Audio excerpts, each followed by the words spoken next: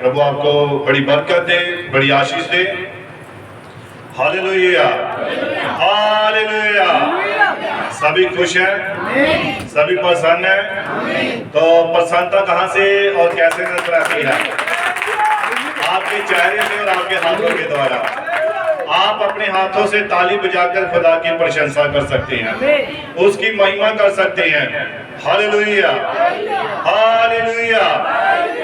बस यही चाहिए मुझे आपके मुंह से, आपके मुंह से बस हालेलुया शब्द निकलना चाहिए, आमीन शब्द निकलना चाहिए। Hallelujah, hallelujah. प्रभु आप सभी को एक बार फिर से यहाँ पर होने के लिए आप सभी को बड़ी बरकत दे, बड़ी आशीष दे। और विश्वास करते हैं कि प्रभु यीशु मसीह अपने वचन के द्वारा अपने लोगों से बात करता है। हालेलुया। तो कितने हैं जो खुदा की बातचीत को सुनना चाहते हैं और अपने हृदय में रखना चाहते हैं? प्रभु आप सभी को ब्लेस करे, आशीषित करे। और आज का जो एक छोटा विषय मैं लेना चाहता हूँ वो है परफेक्ट मेडिसिन। परफेक्ट। और यीशु मसीह के बारे में लिखा है, Jesus is the great healer. यीशु मसीह महान चंगा करने वाला है, उसके सिवा कोई दूसरा नहीं है सिवाय यीशु मसीह के। हालेलुया। आप जानते हैं कि आज बहुत सारे लोग बीमार हैं और बीमारियां अलग अलग प्रकार की हैं। ये नींद की भी एक बीमारी है, सुस्ती की भी एक बीमारी है, लाचारी की भी एक बीमारी है। कोई भी रोग आप देखिए, कोई भी बीमारी है। और नबी कहता है बीमारियां बहुत सारी हैं, लेकिन हर बीमारी का एक ही इलाज है और वह प्रभु यीशु मसीह का वचन। यही वो दवाई है, यही वो परफेक्ट मेडिसिन है जो सारे रोगों की एक ही दवा है और वो प्रभु यीशु मसीह का लहू, प्रभु यीशु मसीह का वचन है। हालेलुया। और मैं ये जानता हूं कि इस दवाई की हर किसी को जरूरत है। हर व्यक्ति को, बच्चे को, जवान को, बुजुर्ग को, चाहे कोई भी क्यों ना हो, उसे इस दवाई की जरूरत है। अगर कोई सुस्ती आती है किसी को तो वो ये टॉनिक पिए तो उसे चुस्ती आएगी, सारी सुस्ती भाग जाएगी। Hallelujah, hallelujah. तो इसीलिए प्रभु यीशु मसीह के वचन को क्या कहा गया है? महान वचन, महान चंगाई करता। यीशु मसीह महान चंगा करने वाला परमेश्वर है। हालेलुया। परफेक्ट मेडिसिन है, महान औषधि है। हालेलुया। और जैसा कि हमने आज बहुत सारी आयतें पढ़ी हैं, दूसरा राजा पहला 1 से लेकर 4 तक अहाब के मरने के बाद मोआब जो था इजराइल के विरुद्ध हो गया और अहाजिया एक राजा बन बैठा था। और ये अहाजिया किसका पुत्र था? ये अहाब राजा का पुत्र था। हालेलुया। किसका पुत्र था? अहाब राजा का ये पुत्र था। हालेलुया। और यहाँ पर इसके बारे में लिखा है कि अहाब के मरने के बाद मोआब जो था इजराइल के विरुद्ध हो गया और अहाजिया एक जालीदार खिड़की में से जो शोमरोन में उसकी अटारी में थी घिर पड़ा। और घिर पड़ा और क्या हो गया? बीमार हो गया, बीमार पड़ गया। हालेलुया। अब जब ये बीमार हो गया तब इसने क्या किया? इसने खुदा के पास अपने सैनिक नहीं भेजे, अपने दूत यहोवा परमेश्वर के पास नहीं भेजे, बल्कि इसने अपने दूतों को कहां पर भेजा? एक्रोन में। और वहां पर एक बाल जबूल नामक देवता था, उसके पास भेजा कि जाओ बाल जबूल से जाकर पूछो कि जिस बीमारी से मैं चारपाई पर पड़ा हूं, क्या इससे मैं बच जाऊंगा या मर जाऊंगा? Hallelujah, hallelujah. और नबी कहता है कि जब इसने अपने दूतों को एक्रोन में बाल जबूल देवता के पास भेजा तो खुदा का जो असली दूत था वो किसके पास था? सभी बोलेंगे किसके पास था? वो एलिया नबी के पास था। हालेलुया। आज भी बहुत सारे लोग ऐसे अनजाने में क्या करते हैं, खुदा के पास आने की बजाय हम गलत जगहों पर चले जाते हैं। हालेलुया। और जब हम ऐसी जगहों में चले जाते हैं तब हमें चंगाई नहीं मिलती है, हमारी बीमारी पहले से और भी बढ़ जाती है।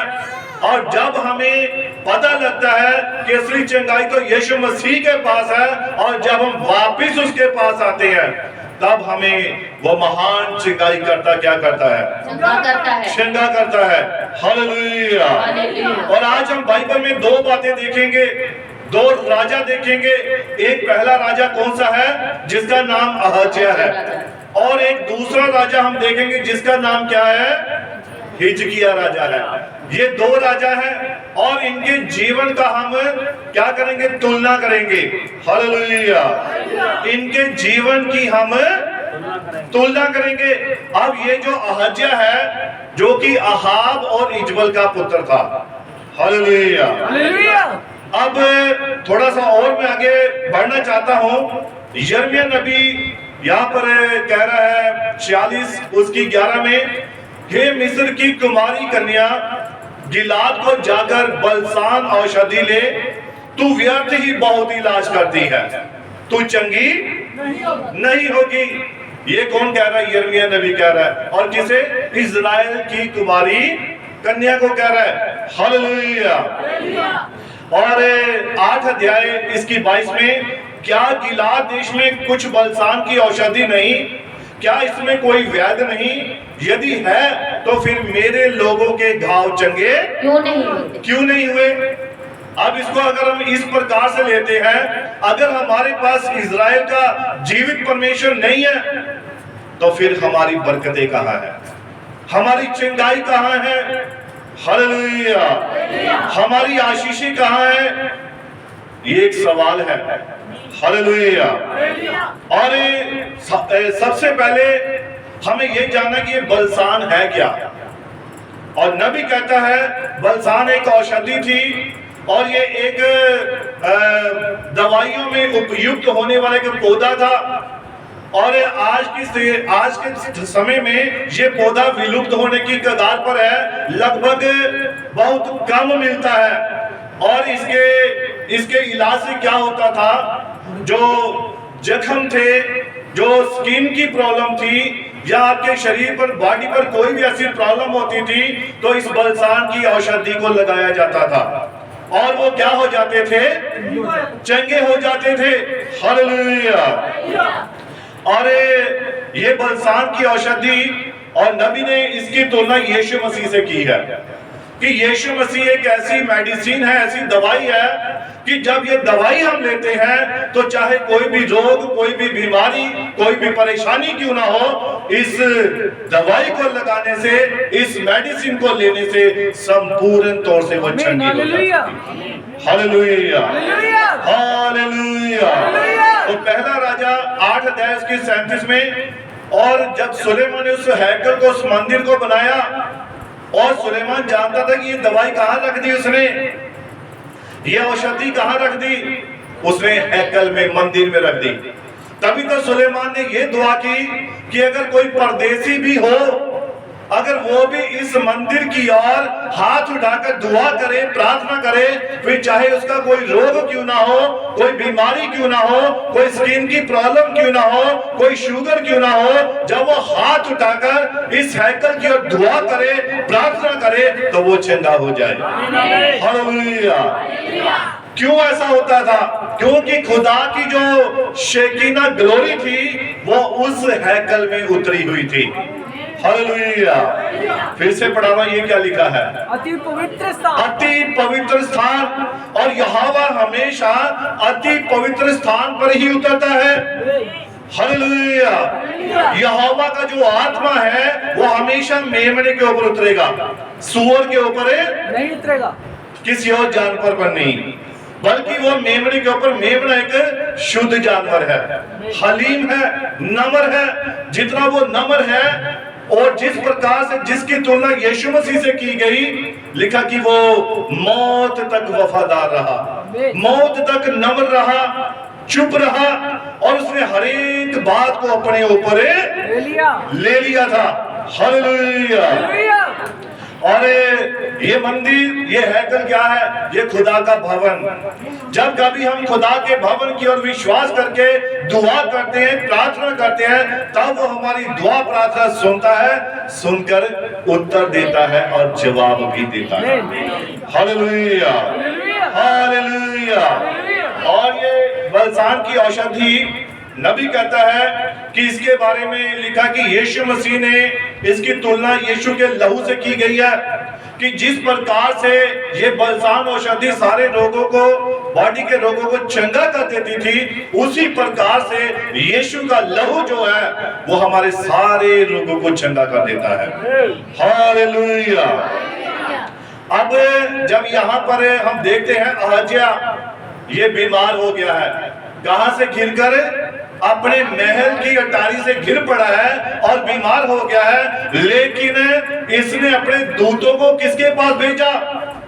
बाल-जबूल देवता के पास भेजा, एक्रोन में। और नबी कहता है कि ये जो अहज्या राजा था, ये दोगली संतान थी। ये एक बॉर्डर लाइन विश्वासी था, चर्च के बाहर घूमने वाला, चर्च के बाहर राउंड लगाने वाला, कभी वचन के अंदर नहीं आया, कभी चर्च के अंदर नहीं आया, कभी खुदा के भवन में नहीं आया, लेकिन दूर से ही देखता था।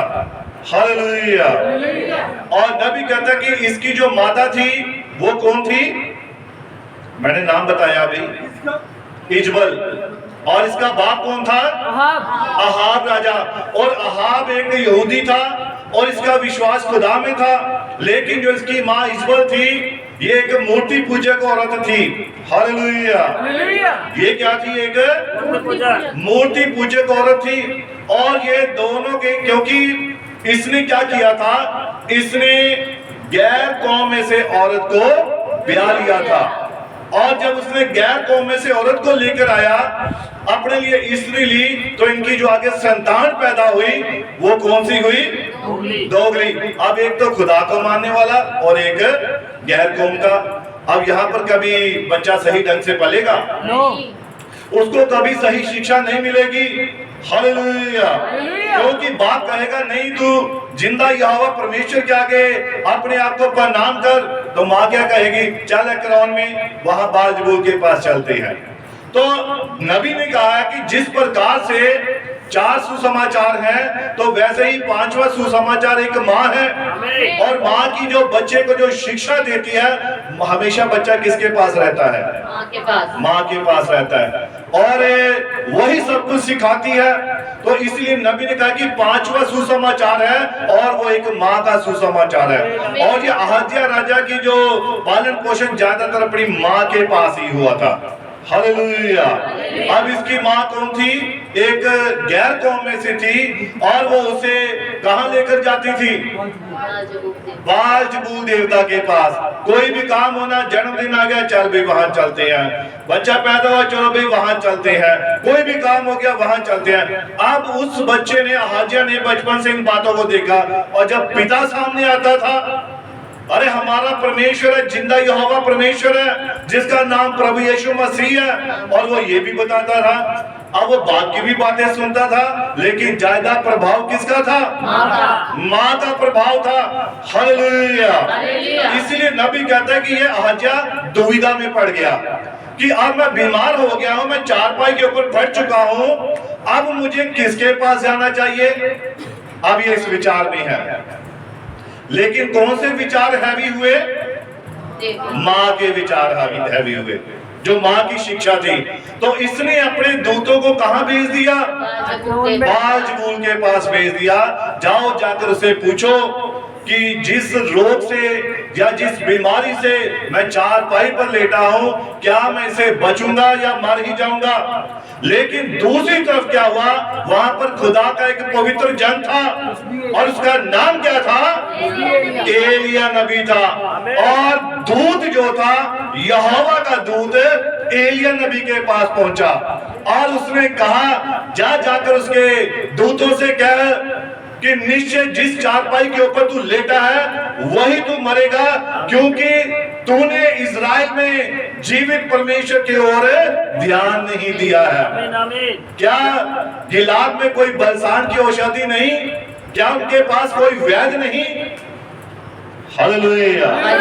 तो क्या आपके पास बाइबल नहीं? क्या आपके पास जिंदा यहोवा परमेश्वर नहीं? तो हमें इसके लिए कोई भी मुसीबत आती है, कोई भी मुश्किल आती है, तो हमें किसके पास जाना है? हमें यहोवा परमेश्वर के पास जाना है। हमें बाइबल को पढ़ना है कि बाइबल इसके बारे में हमें क्या कहती है, क्या सिखाती है और क्या कहती है। हालेलुया। लेकिन ये दुविधा में पड़ा हुआ है। हालेलुया। और इसने यहोवा परमेश्वर के पास जाने की बजाय, जबकि इसे पता था कि इज़राइल में एक नबी है जिसका नाम एलिया है और यहोवा उससे बातें करता है। हालेलुया। यहोवा परमेश्वर उससे क्या करता है? बातें करता है। और ये जानता था, लेकिन फिर भी इसने क़ुरान में अपने दूतों को भेजा। हालेलुया। और यहोवा के दूत ने एलिया से कहा, जाकर उससे कह कि निश्चय क्या तुझे पता नहीं कि इज़राइल में कोई नबी है, इज़राइल में कोई खुदा का जन है? क्या तुझे नहीं पता कि एक जिंदा यहोवा परमेश्वर है? तो तुझे ऐसा करने के लिए, पूछने के लिए किसके पास जाना चाहिए था? यहोवा परमेश्वर के पास जाना चाहिए था। परंतु तू एक्रोन में बालजबूल के पास जा रहा है। इसलिए देख, अब तू क्या होगा? निश्चय ही मर जाएगा। हालेलुया। हालेलुया। और नबी कहता है कि ये एक बॉर्डर लाइन विश्वासी था और इसके माता पिता अलग अलग धर्मों से आए थे और इसका जो पिता था वो यहोवा परमेश्वर यहूदी था और इसका परमेश्वर इज़राइल का परमेश्वर था, लेकिन जो इसकी माता थी वो गैर कौम में से थी, मूर्ति पूजक थी। हालेलुया। इसीलिए इस राजा को क्या करना पड़ा? मरना पड़ा था। हालेलुया। बिना यहोवा परमेश्वर के, जिंदा परमेश्वर के, अगर हम उसके पास नहीं आते हैं तो हम मर जाएंगे। ये बाइबल कहती है, खुदा का कलाम कहता है।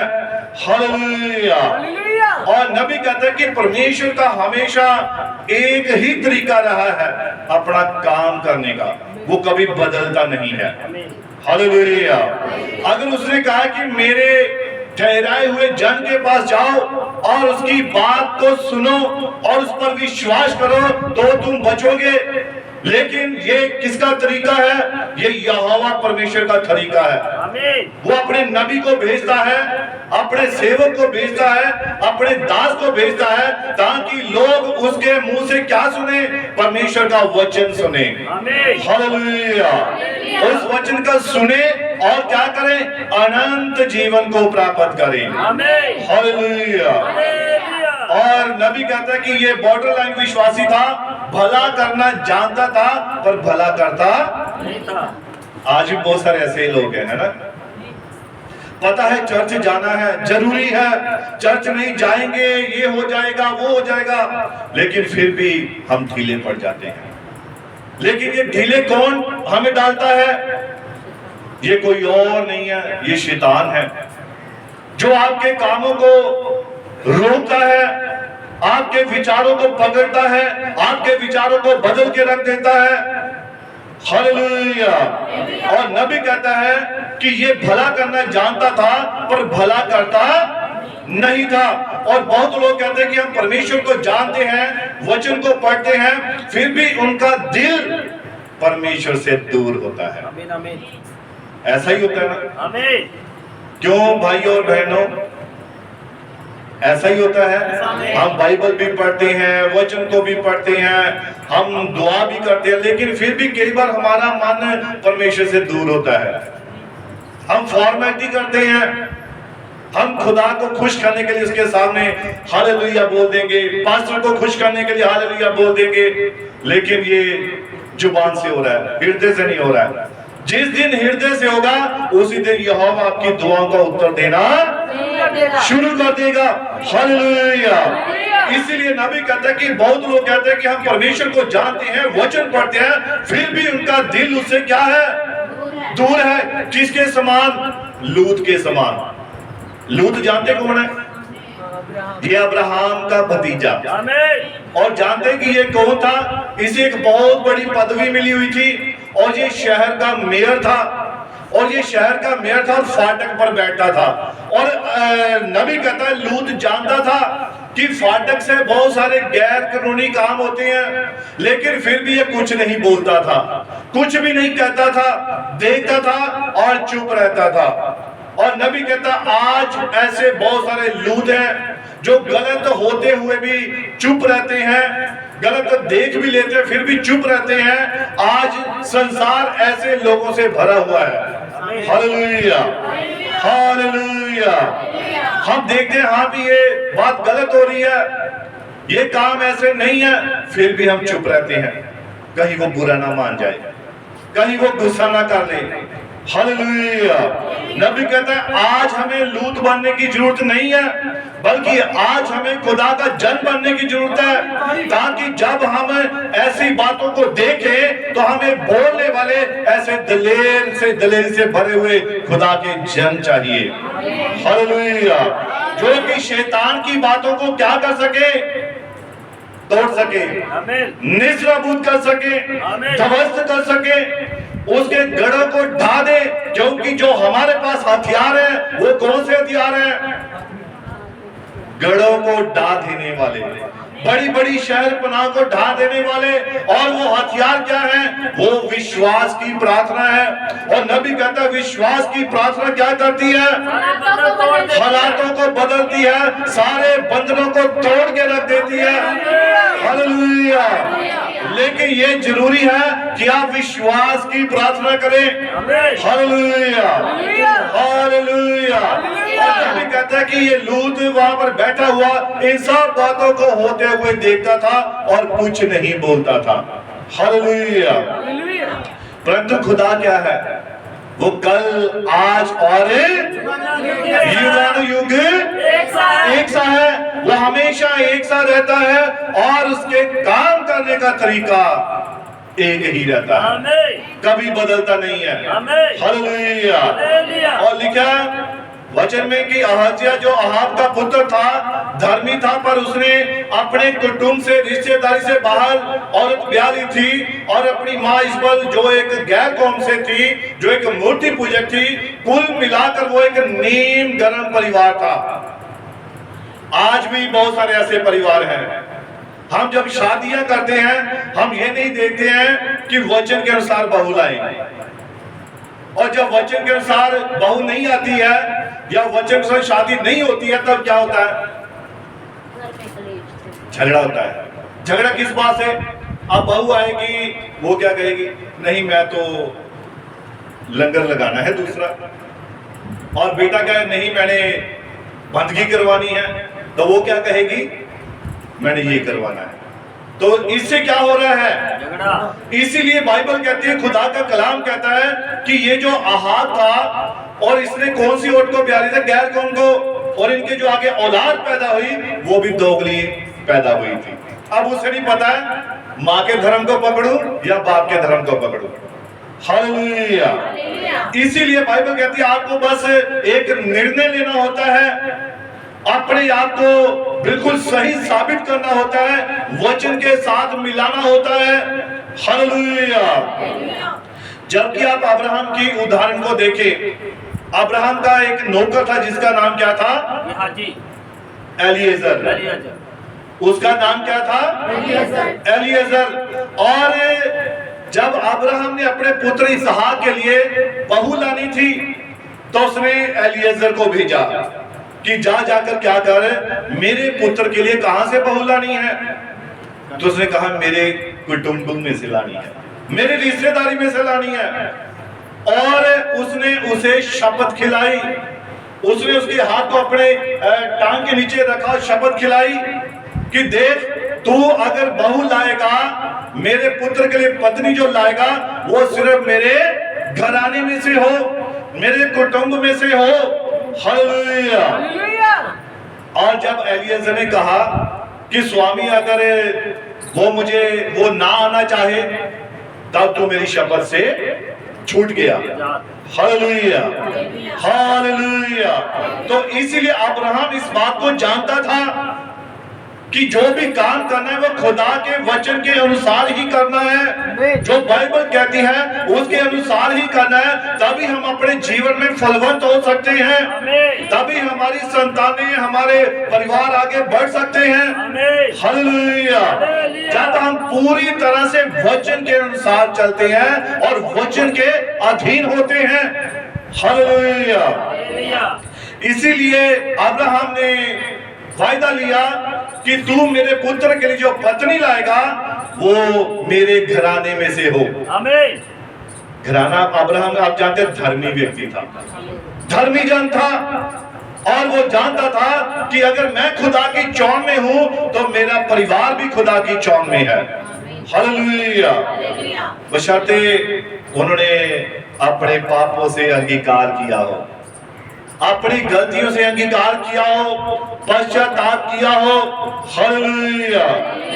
और जब उसने इस बात को देखा तब एलिएज़र ने वचन के अनुसार ही दुल्हन को ढूंढ पाया था, चुन पाया था। हालेलुया।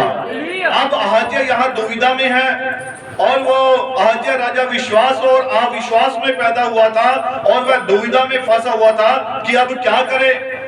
हालेलुया। दूसरा राजा पहला अध्याय उसकी 16 आयत हम पढ़ेंगे। दूसरा राजा पहला अध्याय उसकी 16। और उसने कहा, यहोवा यूं कहता है, तूने तो एक्रोन के पास यबूस देवता से पूछने को दूत भेजे थे, तो क्या इस्राएल में कोई परमेश्वर नहीं?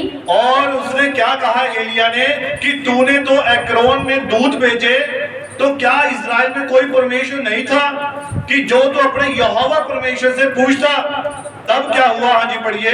कि जिससे तू पूछ सके, इस कारण तू जिस पलंग पर पड़ा है। इस कारण से देखो उसके मरने का कारण क्या था।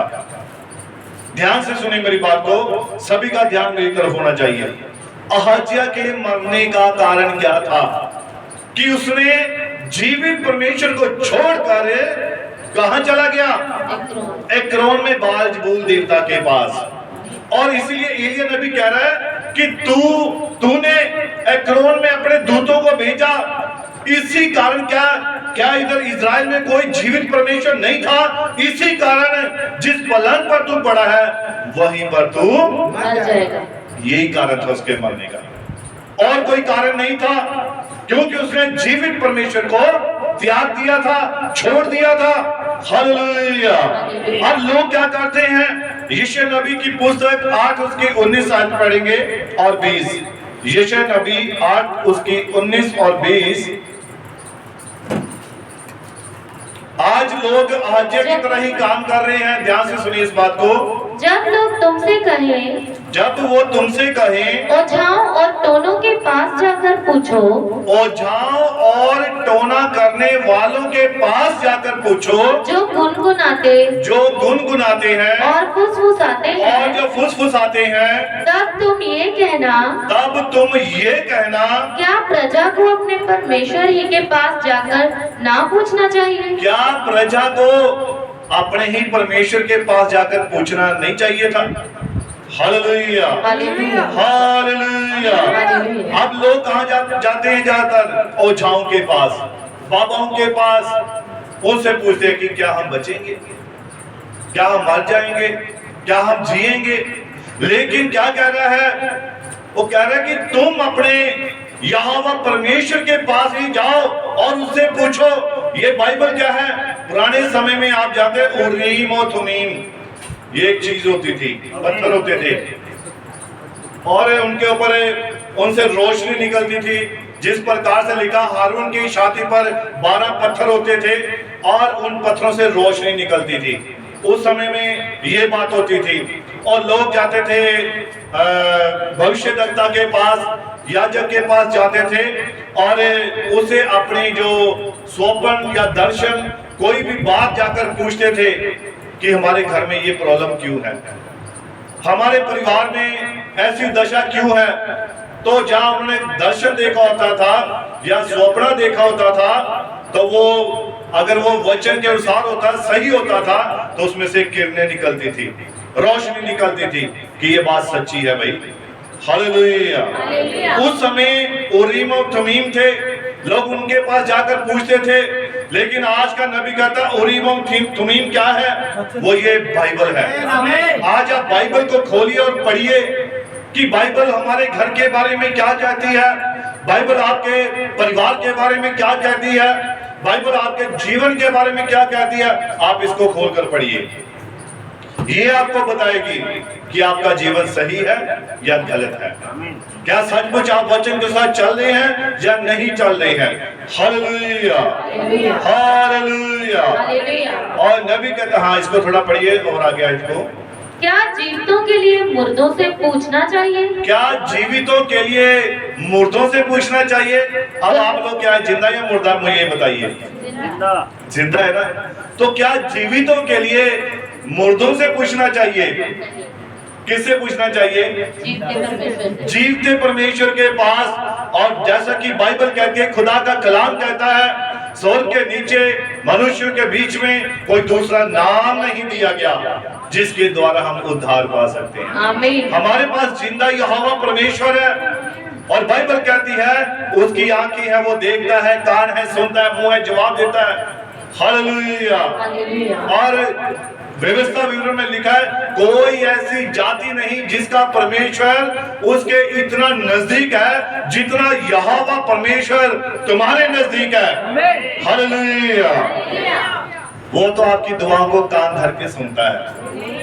आप जितनी कई बार सभा में, कलीसिया में दुआ करने के लिए कहते हैं, कुछ बहनें या कुछ भाई लोग दुआ करेंगे, बड़ी छोटी धीरे से आवाज निकालेंगे, लेकिन खुदा वो भी दुआ सुनता है। लेकिन बहनें क्या करती हैं? घर में ऊंची ऊंची बातें करती हैं, है ना, बहुत ऊंची आवाज होगी, लेकिन चर्च में जब हम दुआ के लिए कहते हैं तो कैसी आवाज होती है? सिर्फ एक ही शब्द सुनाई देता है लास्ट में, आमीन। आमीन। बस दुआ खत्म होगी पास्टर जी, है ना। और घर में आवाज, अगर बच्चा पड़ोसियों के घर में 10 घर छोड़ के ना, वहां तक आवाज आएगी, बच्चा भाग के आएगा, इतनी आवाज होगी।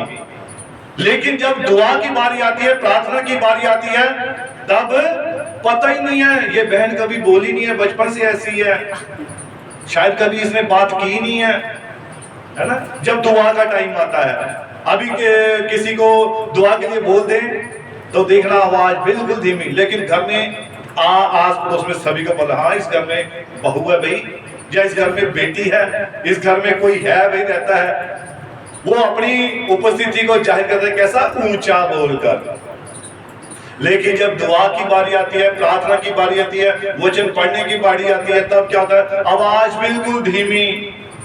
Hallelujah, hallelujah. इसीलिए हमें कैसे होना है? हमारी आवाज खुदा तक भी पहुंचे। बाइबल दोनों तरफ ही आपको समझाती है। यीशु मसीह तो मन की बातों को भी पढ़ लेता है ना, उसे ऊंची आवाज भी पसंद नहीं, लेकिन यशायाह में जब पढ़ते हैं तो वहां तो लिखा है, गले को खोल कर पुकार। तो कौन कौन ऐसे पुकारता है? पता लगा कभी पड़ोसियों को, हाँ वाकई ये बहन दुआ कर रही है यार, इस घर से प्रार्थना की आवाज आ रही है। हाँ, बच्चों को झिड़कियां देने की आवाज सभी सुनते हैं, है ना, पति को ऊंची आवाज में बोलकर सभी सुनाते हैं। तो कभी प्रार्थना की आवाज सुनाई दी?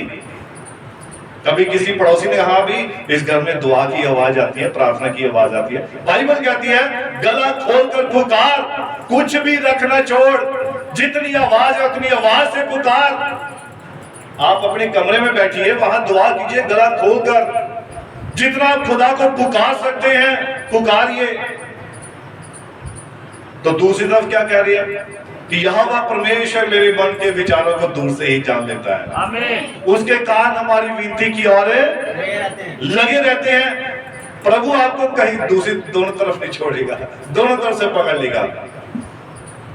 अगर कोई कहे पास्टर मेरी आवाज नहीं निकलती है, चलो कोई बात नहीं, आप धीरे दुआ करके सुनाओ। तो अगर आवाज निकल गया, ठीक है भाई, ऊंची आवाज में सुनाओ। दोनों तरफ से करना पड़ेगा। Hallelujah, hallelujah. हाँ, पढ़िए इसको और आगे। व्यवस्था और चेतावनी ही की चर्चा किया करो। और तुम्हारे पास किसकी चर्चा होनी चाहिए? व्यवस्था की और चेतावनी की। चेतावनी हर बात में चेतावनी दीजिए, हर काम में चेतावनी दीजिए। वचन के मामले में हमें चौकन्ने रहना है, चेतावनी देते रहना है, क्योंकि दिन कौन से हैं? दिन बुरे हैं, और इन बुरे दिनों में हमें बहुत ही चौकन्ने होकर रहना है। Hallelujah, hallelujah. और बाइबल कहती है, खुदा का कलाम कहता है कि ये राजा दुविधा में फंसा हुआ था और ये नहीं जानता था कि अब मैं किसकी तरफ जाऊं, तो इसलिए इसको क्या हो गया, इसको मानना ही पड़ा। और आप देखिए मूसा को उसकी माँ ने कैसी शिक्षा दी थी, कितने जानते हैं इस बात को? 40 साल उसकी माँ ने उसे शिक्षा दी थी, उसे समझाया ये इब्रानी लोग तेरे भाई हैं, तू इनका छुड़ाने वाला है। तेरा बाप जब दुआ करता था, प्रार्थना करता था, तो उसे खुदा बात करता था कि एक छुड़ाने वाला आने वाला है और वो तू ही है, और ये उसकी माँ बताती थी। तो एक दिन वो समय जब आया तो लिखा है कि इब्रानी 2 भाई मिस्री जो था वो एक इब्रानी को मार रहा था। तो मूसा ने देखा, अच्छा ये मेरे भाइयों को मार रहा है, तो ये वहां चला गया और उसने जाकर उस मिस्री को मार दिया। हालेलुया। अरे मैं छुड़ाने वाला हूं, खुदा ऐसे छुड़ाने वाला नहीं था, वो खून करके छुड़ाने वाला नहीं था, वो अपनी सामर्थ से छुड़ाने वाला था, और उसने अपनी सामर्थ के द्वारा ही अपने लोगों को मिस्र में से बाहर निकाला था। और वो सामर्थ क्या थी? आज लोग खुदा के वचन के खिलाफ बोल रहे हैं, लोग चर्चों को सार रहे हैं, ये कर रहे हैं, वो कर रहे हैं, लेकिन खुदा का क्रोध कैसे आता है? खुदा ऐसे बदला नहीं लेता है कि मैंने भी तलवार पकड़ी मार दिया। उसका बदला लेने का तरीका क्या है? वो बहुत बड़े बड़े भूकंप लेकर आता है, वो बारिश को लेकर आता है, वो तूफान को लेकर आता है, वो बाढ़ों को लेकर आता है, और सब कुछ क्या कर देता है? तहस नहस कर देता है, क्योंकि खुदा सामने नहीं, उसकी ये सामर्थ है, ये उसका तरीका है। और हम सोचते शायद हम मसीही लोग हैं, हम दुआ करते हैं, खुदा सुनता नहीं है, वो जवाब नहीं दे रहा है, लेकिन खुदा उनके ऊपर बीमारियां भेजता है, उनके ऊपर रोग भेजता है। तभी तो उसने अपने वचन में क्या कहा है कि जो रोग मैंने मिस्री के ऊपर डाले, जो बीमारियां मैंने मिस्री के ऊपर डाली, वो तुम्हारे ऊपर नहीं डालूंगा। किनके ऊपर नहीं डालूंगा? जो उसके वचन का भय मानते हैं, उसके वचन का डर रखते हैं और उसके वचन में बने रहते हैं, उनके ऊपर खुदा कभी भी बीमारियां नहीं डालेगा। Hallelujah, hallelujah. और यही तरीका है खुदा का। अब आप देखिए, यूक्रेन में नाश हो गया सारा देश। आप देखिए आज जगह जगह राज्यों में बाढ़ें आ रही हैं, बारिश इतनी हो रही है, मकान के मकान गिर रहे हैं, लोग उन्हीं में दबकर मर रहे हैं, रोग फैल रहे हैं, बीमारियां फैल रही हैं। ये सब क्या है? ये खुदा का क्रोध है। हालेलुया।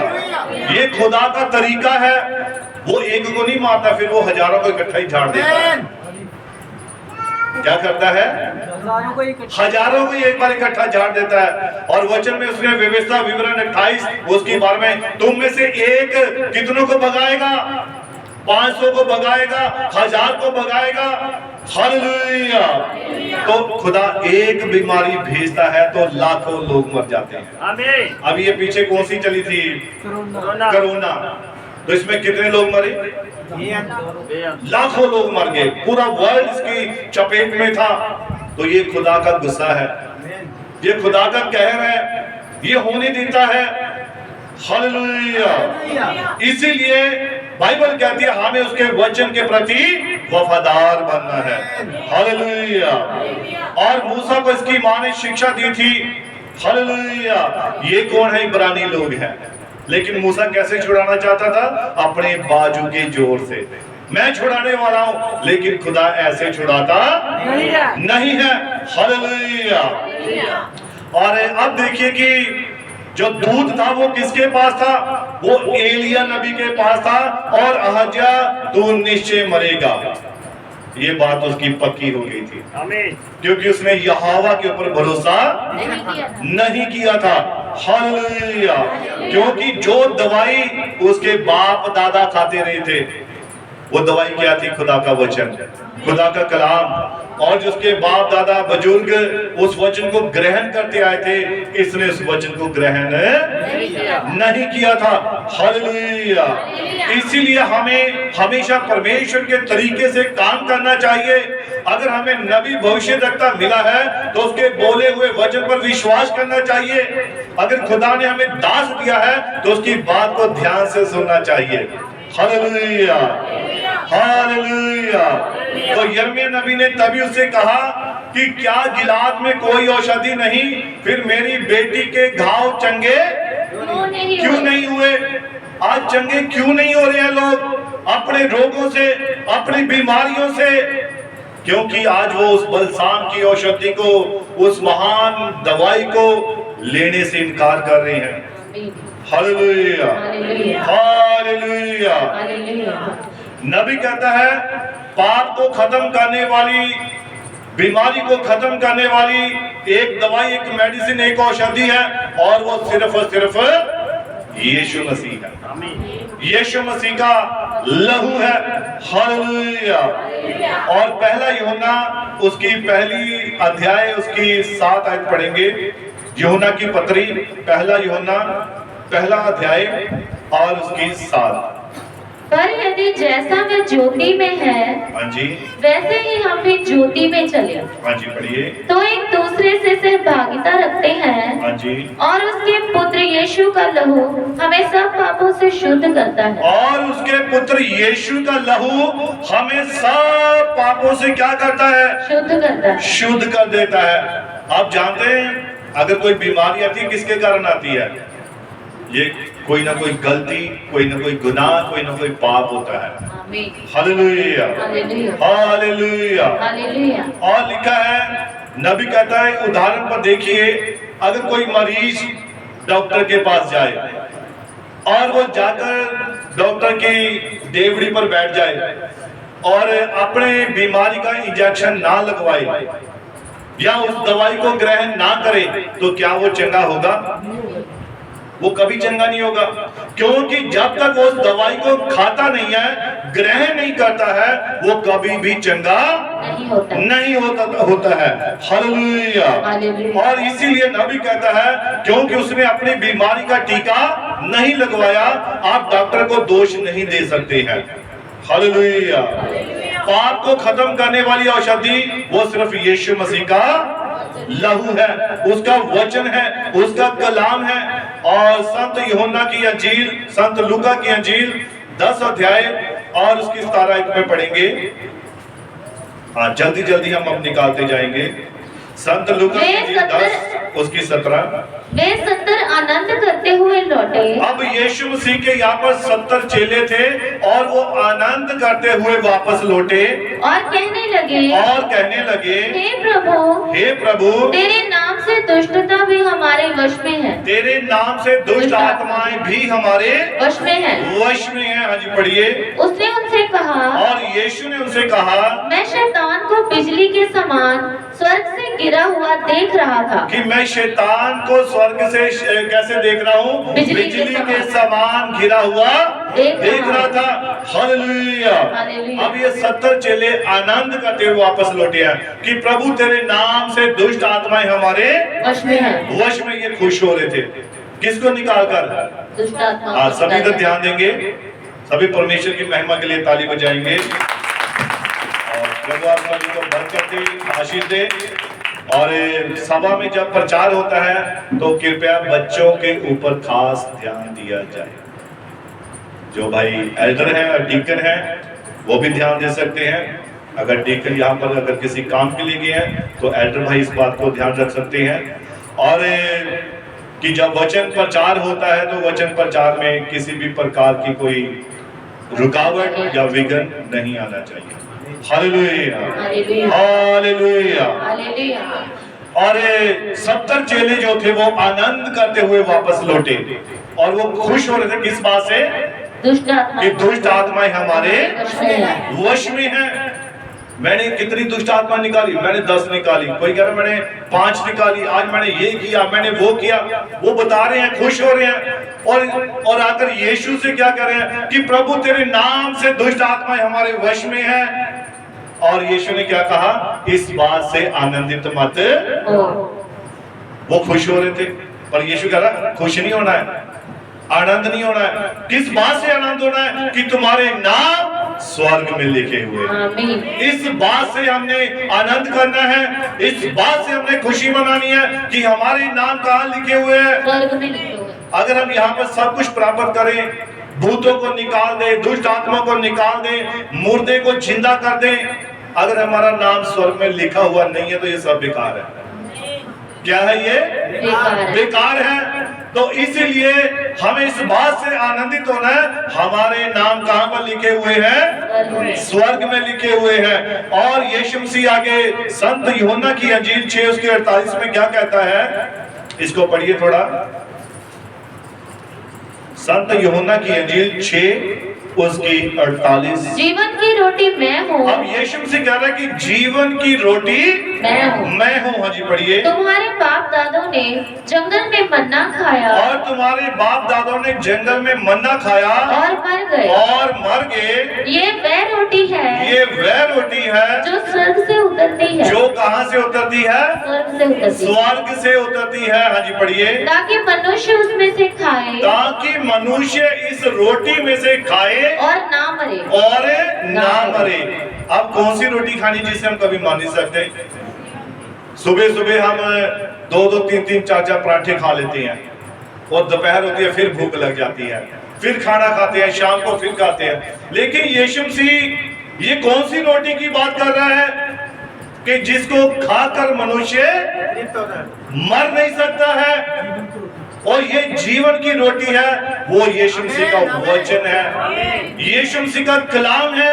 आप जब इसे खाते हैं तो आप कभी मर नहीं सकते हैं, क्योंकि खुदा का कलाम कहता है कि आप कहां पहुंच चुके हैं? अनंत जीवन में प्रवेश कर चुके हैं। हालेलुया। अब इसी की 52 आयत में पढ़ेंगे। इस पर यहूदी ये कहकर आपस में झगड़ने लगे, और इस पर यहूदी ये कहकर आपस में झगड़ने लगे, ये मनुष्य कैसे हमें अपना मांस खाने को दे सकता है? कि ये मनुष्य कैसे हमें अपना मांस खाने को दे सकता है? यीशु ने उनसे कहा, हाँ जी पढ़िए। मैं तुमसे सच सच कहता हूँ, हाँ जी, कि जब तक तुम मनुष्य के पुत्र का मांस ना खाओ। और यीशु मसीह क्या कह रहा है? मैं तुमसे सच सच कहता हूँ, जब तक तुम मनुष्य के पुत्र का मांस ना खाओ और उसका लहू ना पियो, तुम में जीवन नहीं है। Hallelujah, hallelujah, hallelujah, hallelujah. अब चेले आनंद हो रहे थे दुष्ट आत्माओं को निकालकर, पर नाम कहां पर होने चाहिए? स्वर्ग में होने चाहिए। अब यीशु से कह रहे जो रोटी स्वर्ग से उतरी है वो मैं हूं, और जो कोई इस रोटी को खाता है अनंत जीवन उसके पास है। और जो मेरा मांस खाता है और इस लहू को पीता है उसके पास अनंत जीवन है। और जो नहीं लेता है, नहीं खाता है, नहीं पीता है, उसमें कोई भी मेरा हिस्सा नहीं है। अब जब ये बातें हो रही थी तो उसकी 66 आयत में इसको पढ़ेंगे। इस पर उसके चेलों में से बहुत से उल्टे फिर गए, और इन बातों को सुनकर उसके चेलों में से बहुत सारे उल्टे यानी कि वापस चले गए। हाँ जी। और उसके बाद उसके साथ ना चले, और उसके बाद उसके साथ ना चले। हाँ जी पढ़िए। तब यीशु ने उन 12 से कहा, हाँ जी पढ़िए। क्या तुम भी चले जाना चाहते हो? तब यीशु ने उन 12 से पूछा, क्या तुम भी वापस चले जाना चाहते हो? तो तब पतरस ने क्या उत्तर दिया? शमौन पतरस ने उसको उत्तर दिया। तब शमौन पतरस ने उसके उत्तर दिया, हे प्रभु, हम किसके पास जाएं? हम किसके पास जाएं? अनंत जीवन की बातें तेरे ही पास है। अब अनंत जीवन किसके पास है? यीशु मसीह के पास है, और किसी के पास नहीं है। बाकी बाकी कहीं भी जाएंगे रोग, बीमारी, दुष्ट आत्माएं, वैर, विरोध मिलेगा, लेकिन अनंत जीवन यीशु मसीह के पास है। चेले कह रहे हैं कि प्रभु तुझे छोड़कर हम कहां जाएं? आप कहीं भी चले जाइए। दाऊद कहता है अगर मैं समुद्र की गहराई में चला जाऊं तो वहां भी तू मुझे नजर आता है, देख लेता है। अगर मैं अंधेरे में छिप जाऊं, घोर अंधकार में छिप जाऊं, वहां भी तू मुझे साफ साफ देखता है, क्योंकि तेरे सामने अंधियारा और उजियाला दोनों एक समान है।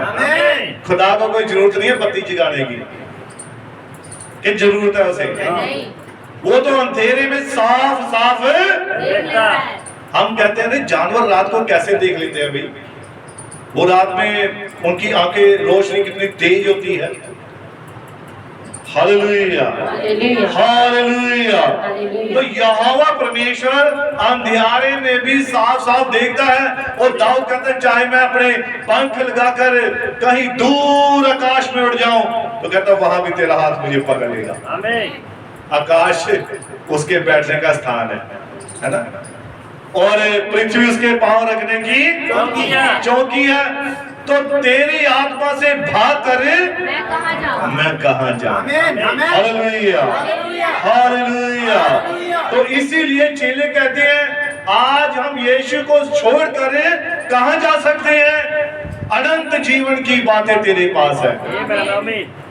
हमारी चंगाई यीशु के पास है, हमारी बरकतें यीशु के पास है, हमारी परिवार की जिम्मेवारी यीशु के पास है।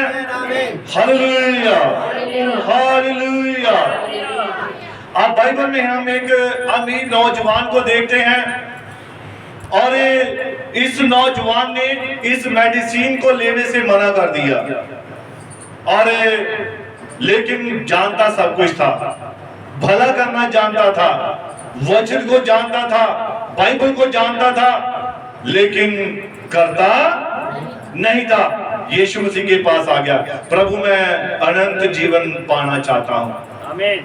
अब अनंत जीवन कैसे मिलता है? इस वचन को खाकर, इस बाइबल को अपने जीवन में लाकर, तब हम अनंत जीवन को प्राप्त करते हैं। और ये अनंत जीवन पाने के लिए यीशु मसीह के पास आया, जबकि इसके पास संसार की सारी वस्तुएं थी, इसके पास पैसा था, दौलत थी, घर था, मकान था, हर चीज थी, लेकिन सिर्फ अनंत जीवन नहीं था। अनंत जीवन किसके पास है? यीशु मसीह के पास है। तो ये आया, प्रभु हे गुरु मैं अनंत जीवन पाना चाहता हूं। तो यीशु मसीह ने क्या कहा? आज्ञा को मान। सिंपल बात कही। आज्ञा क्या है? बाइबल, बाइबल को पढ़। और इस बाइबल को बचपन से पढ़ता आया। उसने क्या जवाब दिया? बचपन से पढ़ता आया हूं।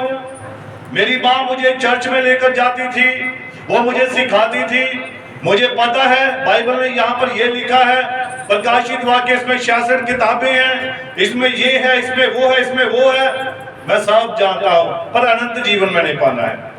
तो यीशु का चल ऐसा कर कि तू अपना सारा माल धन बेचकर कंगालों में बांट दे। अब ये बात सुनकर क्या हो गया? उदास हो गया, चेहरा मुरझा गया। सारा पैसा दान कर दूं, सारा पैसा दे दूं? हालेलुया।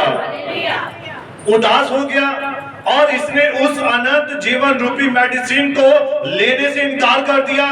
और बाइबल कहती है ये पुरुष, ये नौजवान वापस चला गया, आमीन, और ये अनंत जीवन को पा ना सका था।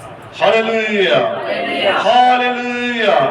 नबी कहता है कि जब आप डॉक्टर की वैद्य की दवाई लेने से मना कर देते हैं, तब आपको खतरा हो जाता है, और हो सकता है आप मर भी सकते हैं। और नबी कहता है पर इस दवाई अर्थात वचन को ग्रहण ना करने से आप सदा के लिए मर सकते हैं। आप शारीरिक तौर पर भी और आत्मिक तौर पर भी मर सकते हैं, दोनों तरफ से मौत है अगर हम इस वचन को ग्रहण नहीं करते हैं। हालेलुया। नबी कहता है ये खास दवाई है जो कभी भी नुकसान नहीं करती है। ये खुदा का कलाम है। आप कोई भी बीमारी से ग्रस्त क्यों ना हो, आपके ऊपर कोई भी बीमारी क्यों ना हो, आप इस वचन को पढ़िए। लोग कहते हैं मुझे फलानी बीमारी है, फलानी प्रॉब्लम है, तो ये दवाई खाऊं, इन्फेक्शन ना हो जाए, ये एलर्जी ना हो जाए, ये रिएक्शन ना कर दे।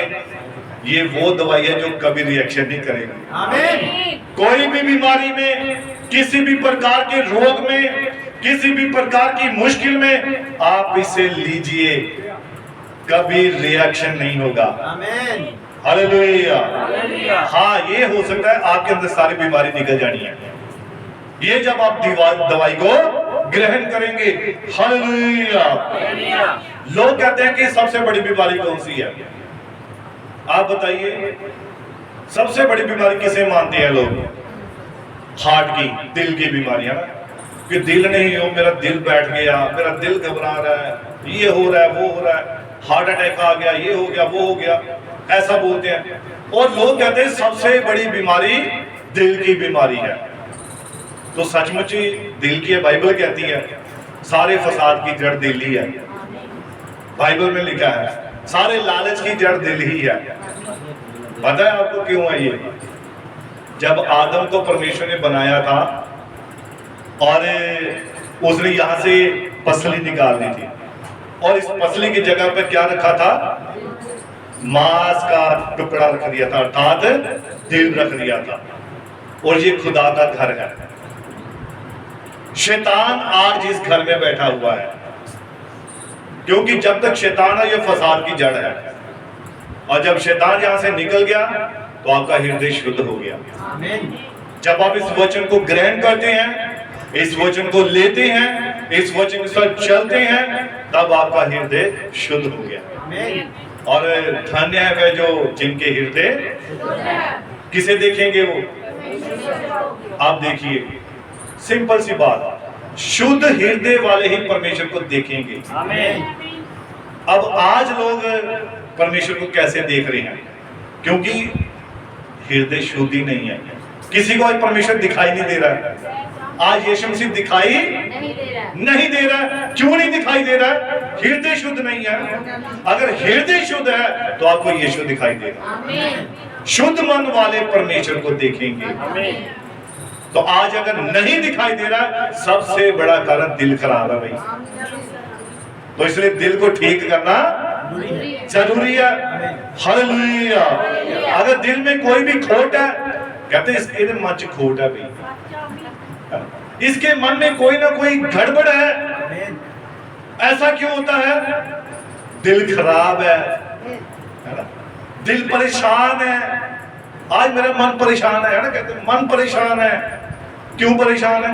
गड़बड़ है, कोई ना कोई बात है, तेरे दिल में कोई बात है ना? सभी ऐसा बोलते हैं। तो इसीलिए जो आपका हृदय अगर शुद्ध है तो आप खुदा को देखेंगे, आपको सारी बातें सही नजर आएंगी। फिर आपको आपके भाई में यीशु नजर आएगा, फिर आपकी बहन में यीशु नजर आएगा, आपको चर्च में यीशु नजर आएगा। कहीं भी जाएंगे, शादी में जाएंगे, विवाह में जाएंगे, आपको वहां हर जगह यीशु दिखाई देगा।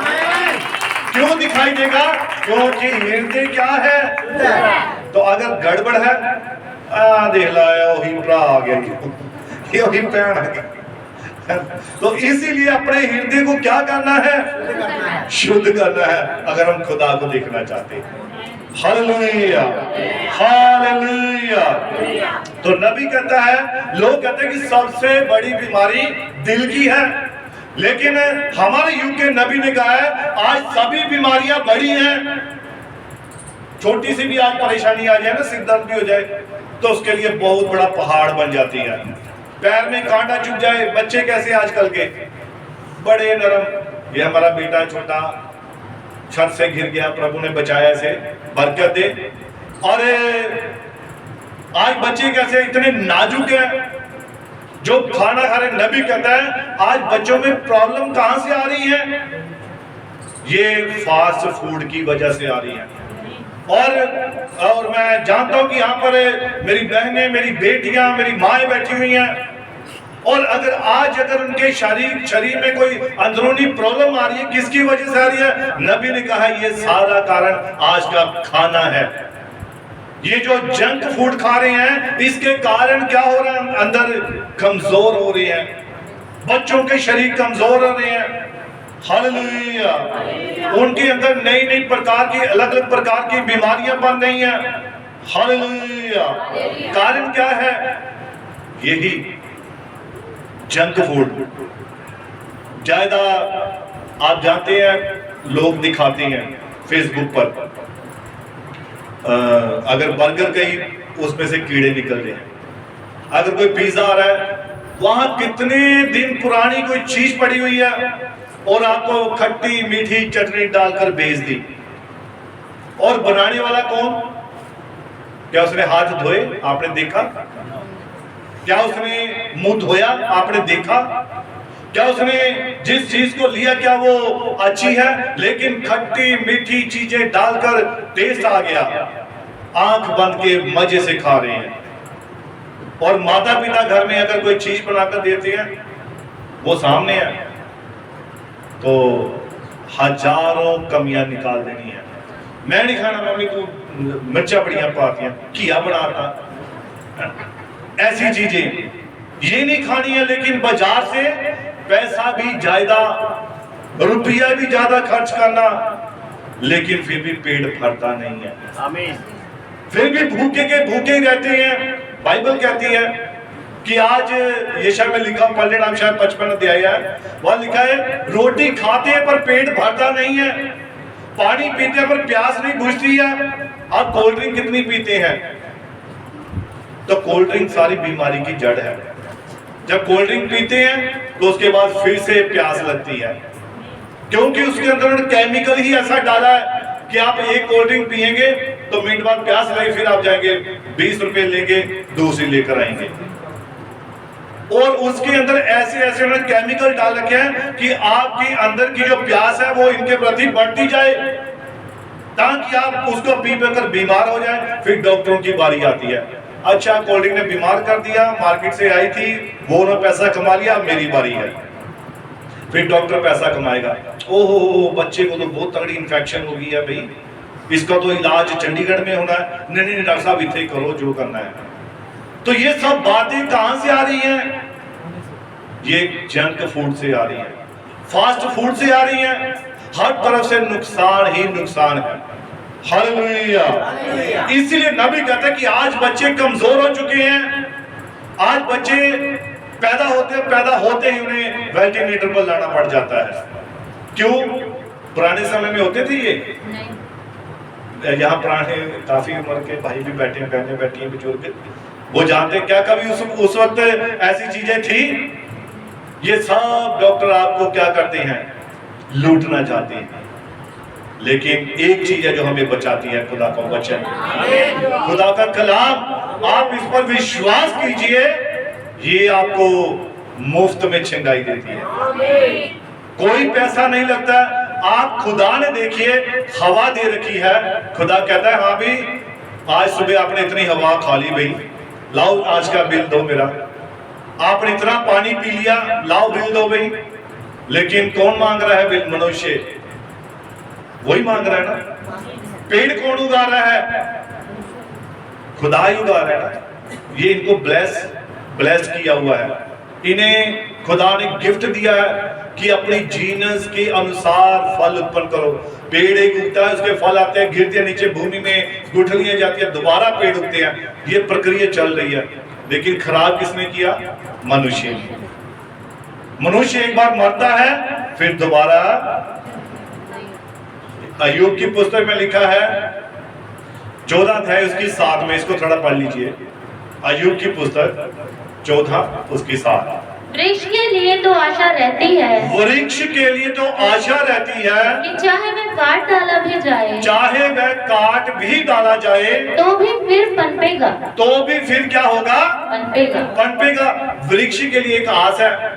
ध्यान से सुनिए मेरी बात को। कितने समझ रहे मेरी बात को? आमीन। हालेलुया। जितने समझ रहे सारे हालेलुया बोलेंगे। वृक्ष के लिए क्या है? आशा रहती है। एक आशा है, आस है कि जब बारिश पड़ेगी उसे आप काट दो, बारिश पड़ेगी तो वो फिर से पनपेगा। लेकिन आगे बाइबल क्या कहती है, ध्यान से सुनिए जी, पढ़िए। और उससे नरम नरम डालियां निकलती ही रहेंगी, हाँ जी पढ़िए। चाहे उसकी जड़ भूमि में पुरानी भी हो जाए, और चाहे उस पेड़ की जड़ भूमि में पुरानी भी हो जाए, और उसका ठूंठ मिट्टी में सूख भी जाए, और उसका ठूंठ मिट्टी में सूख भी जाए, तो भी वर्षा की गंध पाकर हाँ वह जी। फिर पनपेगा। पर वर्षा की सुगंध पाकर वो फिर से क्या हो जाएगा, पनपेगा। पनपेगा। हाँ जी पढ़िए। और पौधे के समान उससे शाखाएं फूटेंगी। हाँ जी पढ़िए। परंतु मनुष्य मर जाता है, परंतु मनुष्य मर जाता है मर जाता है और पड़ा रहता है, और पड़ा रहता है जब उसका प्राण छूट गया, जब उसका प्राण छूट गया। मनुष्य के लिए कोई दूसरी आस नहीं है। पेड़ के लिए, वृक्ष के लिए तो आस है, अगर वो काट भी डाला जाए तो बारिश पड़ेगी, कुछ समय के बाद उसमें से फिर से शाखाएं फूट पड़ेगी। लेकिन मनुष्य अगर एक बार मर गया, वो पड़ा रहता है कब्र में। तो दाऊद कहता है कि क्या कब्र तेरा धन्यवाद कर सकती है, क्या कब्र तेरी सच्चाई का प्रचार कर सकती है? जीवित, हाँ जीवित ही तेरे वचन को प्रचार कर सकते हैं। जिंदा लोग ही गवाही दे सकते हैं, जिंदा लोग ही उसके वचन को लोगों तक पहुंचा सकते हैं। इसलिए खुदा ने आपको ये जीवन दिया है। ये जीवन इसीलिए दिया है कि हम उसके वचन का प्रचार करें, हम उसके गुणों का प्रचार करें, हम मसीह के वचन को लोगों तक पहुंचाएं। अगर हम बचे हैं तो हम दूसरों को भी बचाएं। Hallelujah, hallelujah. तो आगे हम देखते हैं, बस लास्ट इसके हिजकिय्याह के बारे में बताऊंगा और मैं समाप्त कर दूंगा। हिजकिय्याह राजा के बारे में देखिए, इसने क्या किया था। 38 अध्याय उसकी पहली आयत से, यशायाह की पुस्तक 38। उन दिनों में हिजकिय्याह ऐसा रोगी हुआ, और उन दिनों में हिजकिय्याह ऐसा रोगी हुआ कि वह मरने पर था। और वह मरने पर था। तब आमोस के पुत्र यशायाह नबी ने उसके पास जाकर कहा, हाँ जी पढ़िए। यहोवा यूं कहता है, यहोवा यूं कहता है, अपने घराने के विषय जो आज्ञा देनी वो वह दे, क्योंकि तू ना बचेगा, मर ही जाएगा। और हिजकिय्याह राजा को नबी ने क्या कहा कि तू अपने घराने के विषय में जो तूने आज्ञा देनी है वो दे, क्योंकि अब तू ना बचेगा, नहीं बचेगा। हाँ जी पढ़िए। मर ही जाएगा, बल्कि मर ही जाएगा। तब हिजकिय्याह ने दीवार की ओर मुंह फेर कर यहोवा से प्रार्थना करके कहा। अब बस ध्यान से सुन लीजिए, ये वचन लास्ट वचन है, मैं इसके बाद समाप्त करूंगा। पहले कौन सा राजा था? अहज्याह। सभी बोलेंगे अहज्याह राजा। वो जब बीमार पड़ा तो उसने अपने दूत कहाँ भेजे? बालजबूल के पास, एक्रोन देश में, है ना, एक्रोन नगर में। लेकिन अब यहाँ पर ये हिजकिय्याह राजा है। पहले कौन सा राजा? अहज्याह राजा। अब ये कौन सा राजा है? ये अब हिजकिय्याह राजा। मैं इसलिए आपको बार बार रिपीट करता हूँ ताकि आपकी जुबान पर नाम चढ़ जाए। अब अहज्याह राजा था, उसने जब वो बीमार पड़ा तो बालजबूल के पास गया। अब ये हिजकिय्याह राजा बीमार हुआ है, आज्ञा निकली तू मरेगा भाई। और इसने क्या किया, हम ध्यान से पढ़ेंगे और ध्यान से सुनेंगे। और जब ये इसको ये आज्ञा दी, अपने घराने की सारी जिम्मेवारी उनके ऊपर डाल दे, क्योंकि अब तू मरने वाला है। हाँ जी पढ़िए। तब हिजकिय्याह ने दीवार की ओर मुंह फेर कर यहोवा से प्रार्थना करके कहा। अब इसने किसके आगे प्रार्थना की? यहोवा के आगे। तब लिखा, तब उसने दीवार की ओर मुंह करके यहोवा के आगे दुआ की है, प्रार्थना की है। हाँ जी पढ़िए। हे यहोवा मैं विनती करता हूँ, हे यहोवा मैं विनती करता हूँ, स्मरण कर कि मैं सच्चाई और खरे मन से अपने को तेरे सम्मुख जानकर और स्मरण रख, याद कर कि मैं सच्चाई के साथ, अपने शुद्ध हृदय के साथ अब तक तेरे सामने बना रहा हूँ। हाँ जी पढ़िए। और जो तेरी दृष्टि में उचित था, और जो तेरी दृष्टि में सही था, वही करता आया हूँ, वही करता आया हूँ। अब इसके ऊपर बीमारी की, मरने की खबर आ गई। जब यहोवा कहता हूँ बात पक्की है, लेकिन जब इसे पता लगा कि मैं मरने वाला हूँ, और तब इसने किसके आगे दुहाई दी? यहोवा परमेश्वर के आगे दुहाई दी। और तब इसने यहोवा ने क्या किया? इसकी उम्र में 15 साल और बढ़ा दिए। क्यों बढ़ा दिए? क्योंकि यहोवा के पास आया था, ये जानता था कि एक जिंदा परमेश्वर है, एक स्वर्ग का परमेश्वर है जो अपने लोगों की दुआओं को सुनता है, सुनकर उत्तर देता है, जवाब भी देता है। इसीलिए यहोवा ने क्या कहा? देख, मैंने तेरे आंसू देखे हैं, मैंने तेरे गिड़गिड़ाहट को सुना है, मैंने तेरी ओर ध्यान दिया है, मैं देखता आया हूं, मैंने याद किया है। हाँ कि तू चर्च में आता था, तू यहाँ पर आकर सेवा करता था, तू यहाँ पर आकर खुदा के लोगों को क्या करता था? जैमसी कहता है। आज जैमसी कहना मुश्किल लगता है। एक दूसरे को जैमसी कहना, खुदा को जैमसी कहना है। Hallelujah, hallelujah, hallelujah. मैंने स्मरण किया है कि तू चर्च में आता था या सेवा करता था, मेरे वचन को मानता था, मेरी आज्ञाओं को मानता था, तूने हर वो वचन को पूरा किया जो इस बाइबल में लिखा हुआ है।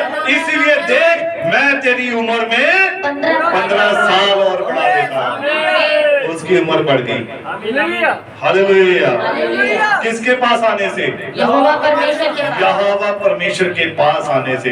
और जो कोई यहोवा को अपने जीवन का आधार बना लेता है, वो कभी भी शर्मिंदा नहीं होता है। हालात कैसे भी क्यों ना हो, परिस्थितियां कैसी भी क्यों ना हो, आप कैसे भी हालातों में क्यों ना हो, यहोवा सारे हालातों को क्या कर देता है? बदल देता है, बदलने की सामर्थ्य रखता है। Hallelujah, hallelujah. हालेलुया। प्रभु यीशु मसीह इस वचन के द्वारा आप सभी को बड़ी बरकत दे, बड़ी आशीष दे।